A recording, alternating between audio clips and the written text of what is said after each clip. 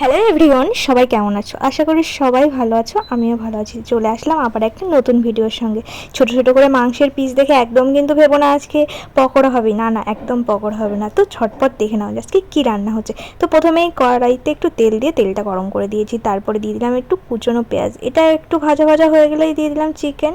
এবারই তো আসল মজা। এর ভেতরে দিয়ে দিয়েছি একটু আদা পেস্ট আর একটু রসুনের পেস্ট, তারপরে দিয়ে দিলাম একটু লঙ্কার গুঁড়ো। উফ, এটা দিয়ে একটু নাড়াচাড়া করো, সুন্দর একটা স্মেল বেরাবে। আর এটা জানো তো আমার ঠাকুমার রেসিপি, এটা আমি আমার ঠাকুমার কাছ থেকে শিখেছি। আমার ঠাকুমা না দারুণ বানাতো এটা। এটা আমি প্রথম দিন ট্রাই করছি, কিন্তু দেখা যাক কেমন। ঠাকুমা দাদুই কি ভালো হয় সেটা অবশ্যই কমেন্ট করে জানিও। আমার ঠাকুমা তো খুবই ভালো মানুষ ছিল। তো আমার রেসিপিটা তো কমপ্লিট হয়ে গেছে, তোমাদের কার কার কেমন লাগলো নিশ্চয়ই বলো। গরম গরম ধোয়া ওঠা ভাত আর সেই চিকেনটা ভাজা, এই বলছি তোমাদের কেমন হচ্ছে। এটা জানো তোমার ঠাকুমার রেসিপি, আজকে আমি করলাম। আমার ঠাকুমা এটা করতো, দারুণ লাগে, দারুণ। তো আমি করেছি, দেখি কেমন হয়েছে।